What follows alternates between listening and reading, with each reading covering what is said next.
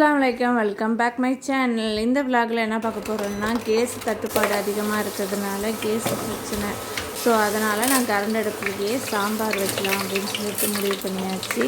கொஞ்சம் கஷ்டம்தான், ஆனால் வேறு வழி இல்லை. நம்மளுக்கு சாப்பாடு வேணும்னா ஏதாவது ஒரு இதில் நம்ம செஞ்சு தான் ஆகணும். இப்போ கரண்ட் அடுப்புலேயே நம்ம சாம்பார் எப்படி வைக்கலான்னு சொல்லிட்டு பார்க்கலாம். சாம்பாரில் 2 மெத்தடு. ஃபஸ்ட்டு காய்கறி மசாலா எல்லாத்தையும் ஒன்றா போட்டு கொதிக்க வச்சுட்டு காய்கறிலாம் வெந்துட்டு அது லாஸ்ட்டாக தாளித்து விடணும். இந்த ஃபஸ்ட்டு நம்ம தாளிச்சிட்டு அதுக்கப்புறமா தண்ணி ஊற்றிட்டு மசாலா போட்டு பருப்பு காய்கறி எல்லாத்தையும் போட்டு லாஸ்ட்டாக இறக்குறது. இப்போ நான் அந்த மெத்தடு தான் பண்ண போகிறேன். ஆயில் 2 ஸ்பூன் சேர்த்துருக்கேன்.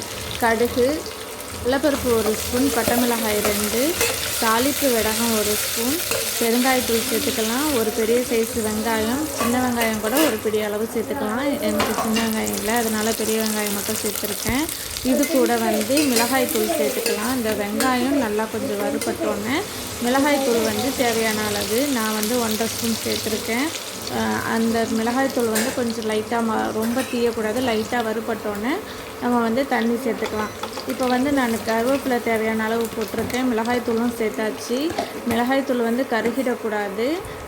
இது கருகாகிறதுக்கு முன்னாடியே நம்ம தண்ணி ஊற்றிட்டு உப்பு போட்டு இந்த தண்ணி கொதிச்சதுக்கப்புறமா நம்ம காய்கறி சேர்த்துக்கலாம்.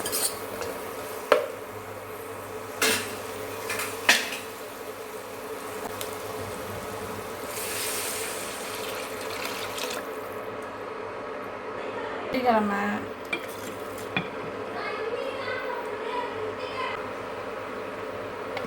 இப்போ பார்த்திங்கன்னா தேவையான அளவு தண்ணி ஊற்றியாச்சு. இப்போ மசாலா சேர்த்துடலாம். ஆல்ரெடி நான் மிளகாய்த்தூள் சேர்த்துட்டேன். இது கூட குழம்பு மிளகாய்த்தூள் சேர்த்துக்கிருக்கேன் 2 ஸ்பூன், ஜீரகத்தூள் 1/4 ஸ்பூன், மஞ்சத்தூள் 1/4 ஸ்பூன், மல்லித்தூள் 1/2 ஸ்பூன் சேர்த்துருக்கேன். அவ்வளோதான். இந்த மசாலா கொஞ்சம் நல்லா கொதி வரணும். கொதி வந்ததுக்கப்புறமா ஒரு 2 பழுத்த சைஸு தக்காளி சேர்த்துருக்கேன். வெஜிடபிள்ஸு நம்ம சேர்த்துக்கலாம். நான் என்னென்ன வெஜிடபிள்ஸ் சேர்த்துருக்கேன்னா, கத்திரிக்காய் 1 எடுத்துருக்கேன், முருங்கைக்காய், மாங்காய் கத்திரிக்காய் முருங்கைக்காய் இதெல்லாம் கொஞ்சம் பாதி அளவு வெந்ததுக்கப்புறமா மாங்காய் லாஸ்ட்டாக சேர்க்கணும். இல்லாட்டி மாங்காய் அப்படியே கரைஞ்சிடும். இது கூட ஒரு பிடி அளவு கட்டாயம் மல்லிக்கீரை சேர்க்கணும். ரொம்ப சுவையாக இருக்கும் சாம்பார். அதனால் மல்லிக்கீரை ஒரு பிடி அளவு சேர்த்துக்கலாம். தேவையான அளவு உப்பு சேர்த்துட்டு ஒரு 10 மினிட்ஸ் இது நல்லா குக் பண்ணிடலாம். இது பாதி அளவு வெந்ததுக்கப்புறமா மாங்காய் நம்ம சேர்த்துடலாம். மாங்காய் டக்குன்னு வெந்துடும். ஒரு 5 மினிட்ஸ்க்குள்ளேயே வெந்துடும். அதனால தான் லாஸ்ட்டாக சேர்க்குறது. இப்போ பருப்பு நான் சேர்த்துட்டேன். காய்கறிலாம் வெந்துடுச்சு. பருப்பு சேர்த்துட்டேன். அதை காட்ட முடியலனால இப்போ பருப்பு சேர்த்ததுக்கப்புறமா லாஸ்ட்டாக கொஞ்சமாக மல்லி இதழ் போட்டு நம்ம ஸ்டவ் ஆஃப் பண்ணிடலாம். நம்ம கேஸ் இல்லாத பட்சத்தில் இப்போ நம்ம கரண்ட் அடுப்புலேயே நம்ம செய்கிற சூழ்நிலை இருக்குது. அதுவும் நம்ம கற்றுக்கணும், வேறு வழி இல்லை. எல்லாமே கரண்ட் அடுப்பில் பண்ண முடியாது. ஒரு சில விஷயம் மட்டும் தான் பண்ண முடியும். இந்த சாம்பாருக்கு நான் உருளைக்கிழங்கு பொரியல் ஆல்ரெடி பண்ணி வச்சுட்டேன். இப்போ முட்டைக்கோஸ் பொரியல் பண்ண போகிறேன். இப்போ நான் ஆயில் எடுத்துருக்கேன். கடுகு, கடலைப்பருப்பு, காய்ந்த மிளகாய் எல்லாத்துலேயும் கொஞ்சம் கொஞ்சம் சேர்த்துடலாம். இது நல்லா பொரிஞ்ச உடனே ஒரு பெரிய சைஸு வெங்காயம் சேர்த்துக்கலாம். சேர்த்ததுக்கப்புறம் இந்த வெங்காயம் ரொம்ப வேக வேணாம், லைட்டாக வெந்தால் போதும். ஏன்னா முட்டைக்கோஸ் நான் தண்ணி ஊற்ற மாட்டேன். தண்ணி ஊற்றாமல் அந்த குக்காயிடும், சீக்கிரம் குக்காயிடும். தண்ணி இல்லாமல் நம்ம முட்டைக்கோஸு கேரட்டெல்லாம் நல்லா வடிகட்டி வச்சிடலாம். வெங்காயம் லைட்டாக வெந்ததுக்கப்புறமா நம்ம கேரட் சேர்த்துடலாம். கேரட்டு சேர்த்துட்டு முட்டைக்கோஸையும் சேர்த்து தேவையான அளவு உப்பையும் சேர்த்து நம்ம கொஞ்சம் கொஞ்சமாக பரட்டி விட்டுக்கிட்டே இருந்தால் அந்த சூட்லேயே நம்மளுக்கு முட்டைக்கோஸ் பொரியல் வெந்துடும்.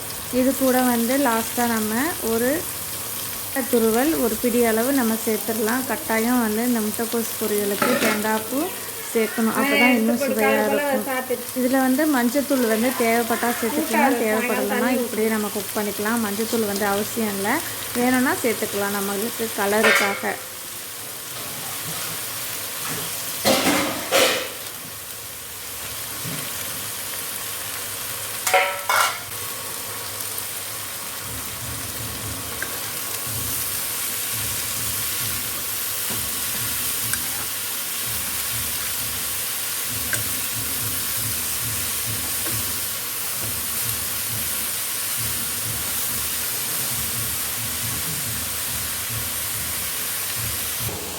இப்போ பார்த்திங்கன்னா நான் சாம்பார் ரெடி பண்ணியாச்சு, ஃபுல்லாக குக் பண்ணிட்டேன்.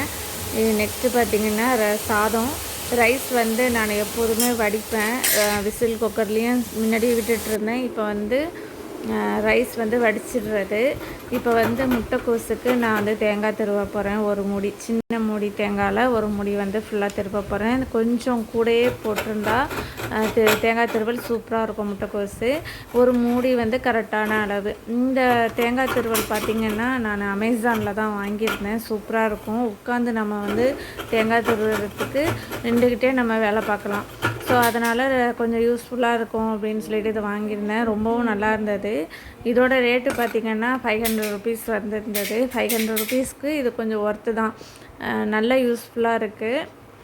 ஆல்ரெடி நான் வந்து ஒரு தேங்காய் திருவல் வந்து உட்காந்து தேங்காய் திருவுறல் பண்ணுறது இருக்குது. அது வந்து கொஞ்சம் வீணாக போயிடுச்சு. அப்படிங்கிற பட்சத்தில் நெக்ஸ்ட்டு வாங்குற மாதிரி ஒரு சூழ்நிலை. ஸோ அதுக்கு இது வாங்கிக்கலாம் அப்படின்னு சொல்லிட்டு இதை வந்து நாங்கள் சூஸ் பண்ணி வாங்கியாச்சு. நெக்ஸ்ட்டு பார்த்திங்கன்னா இப்போ வந்து தேங்காய் துருவல் போட்டு முட்டைக்கோஸ் பொரியல் வந்து ரெடி பண்ணியாச்சு. அவ்வளோதான், முடிஞ்சிருச்சு. தண்ணியே ஆட் பண்ணக்கூடாது. அந்த ஹீட்லேயே அது வந்து நல்லா குக் ஆகிடும். காலையில் வந்து இப்போ வந்து ஒரு 10:30க்கு தான் நான் வந்து குக் பண்ண ஆரம்பித்தேன். ஸ்கூலுக்கு லஞ்ச் எடுத்துகிட்டு போகணும் அப்படிங்கிறதுனால. நெக்ஸ்ட்டு பார்த்திங்கன்னா இது வந்து ஃப்ரிட்ஜுக்கு கீழே வந்து வெஜிடபிள்ஸ் வைக்கிற ப்ளேஸு. இது வந்து கொஞ்சம் ரொம்ப டேட்டியாக இருந்துச்சு. அதனால் அதையும் கழுவி க்ளீன் பண்ணியாச்சு. வீட்டை கூட்டியாச்சு. வீட்டை வந்து இப்போ வந்து தொடச்சிட்டு இருக்கோம். இப்படி தாங்க என்னோட இன்றைக்கி டே வந்து குக்கிங்கோட வேலையோடு போயிடுச்சு. இப்போ லஞ்ச் எடுத்துகிட்டு போகிறேன் ஸ்கூலுக்கு. பாய்.